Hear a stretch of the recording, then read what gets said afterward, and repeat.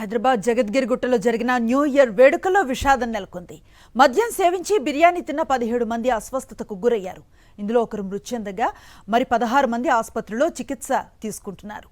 Jagadgirigutta PS పరిధి భవానీనగర్లో జరిగింది ఘటన. ఫుడ్ పాయిజన్ జరిగి ఉండవచ్చని పోలీసులు అనుమానాన్ని వ్యక్తం చేస్తున్నారు. మరింత సమాచారం మా ప్రతినిధి విక్రమ్ అందిస్తారు. నూతన సంవత్సర వేడుకల్లో అపశృతి చోటు చేసుకుంది. మనం చూసుకోవచ్చు, జగద్గిరిగుట్ట ప్రాంతంలో కేకు, మద్యము, అదేవిధంగా ఇతర మాంసాహార పదార్థాలు తిని ఒకరు మృతి చెందడం జరిగింది. మరికొంతమంది అస్వస్థతకు గురయ్యారు. వారందరినీ కూడా నారాయణ మల్లారెడ్డి ఆసుపత్రికి తరలించారు. వారంతా కొంతమంది వారిలో ఐసీయూలో కూడా ట్రీట్మెంట్ పొందుతున్న పరిస్థితి ఉంది. పాండు అనే వ్యక్తి, 53 ఏళ్ల పాండు అనే వ్యక్తి మృతి చెందడం జరిగింది. అయితే అసలు ఆయన మృతికి గల కారణాలు ఏంటి, ఫుడ్ పాయిజన్ జరిగిందా, ఆ ఫంక్షన్కి సంబంధించిన వివరాలు ఏంటి అన్న వివరాలు తెలుసుకునే ప్రయత్నం చేద్దాం. ఆ ఫంక్షన్లో పాల్గొన్న వారంతా కూడా, బంధువులు వాళ్ళంతా కూడా ఆసుపత్రికి చేరుకున్నారు. వారికి ట్రీట్మెంట్ ప్రక్రియ కొనసాగుతుంది. ట్రీట్మెంట్ ఏ విధంగా ఉంది అన్న వివరాలు కూడా, వారి కండిషన్ ఏ విధంగా ఉంది, హాస్పిటల్లో ట్రీట్మెంట్ పొందుతున్నారు కదా.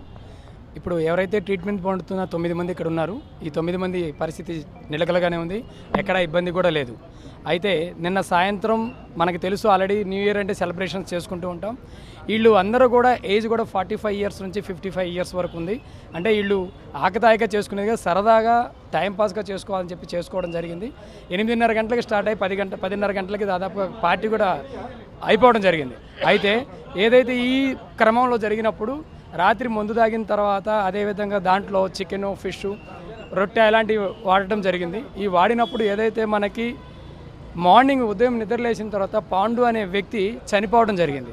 చనిపోయిన తర్వాత మిగిలిన ఎవరైతే ఈ 17 మంది ఉన్నారో వాళ్ళందరినీ అలాట్ చేసేసి వాళ్ళందరూ ఎక్కడెక్కడ ఉన్నారో తీసుకొని వచ్చి హాస్పిటల్లో అడ్మిట్ చేయడం జరిగింది.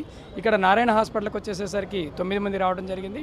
అదేవిధంగా రామ్దేవ్ హాస్పిటల్లో 2 ఉన్నారు. మిగిలిన ఒక 4 ఎక్కడున్నారనేది ఇంకా చూస్తూ ఉన్నాం. ఈలోపు పోలీసు వారు కూడా రావడం జరిగింది. ఇక్కడికి వచ్చి వాళ్ళు ప్రాథమిక రిపోర్ట్ తీసుకున్నారు. వాళ్ళ ప్రాథమిక రిపోర్ట్స్ ప్రకారము మనకి ఫుడ్ పాయిజన్ జరిగిందని చెప్పేసి అనుకుంటున్నాము. చికెన్, రొట్టెలు తదితర పదార్థాలన్నీ కూడా ఆహార పదార్థాలు ఉన్నాయి.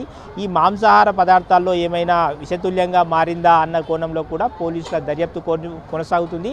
అదేవిధంగా మనం చూసుకోవచ్చు, వీటన్నింటినీ కూడా ల్యాబ్కు పంపించి, వారు ఏ పదార్థాలు తిన్నారో వాటన్నింటినీ కూడా ల్యాబ్కు పంపించి ఏం జరిగింది అన్న కోణంలో పోలీసుల దర్యాప్తు అయితే కొనసాగుతుంది. ప్రస్తుతం ఆసుపత్రిలో 9 మంది పరిస్థితి, ఆరోగ్య పరిస్థితి నిలకడగా ఉందని మాత్రం వైద్యుల నుంచి అందుతున్న సమాచారం.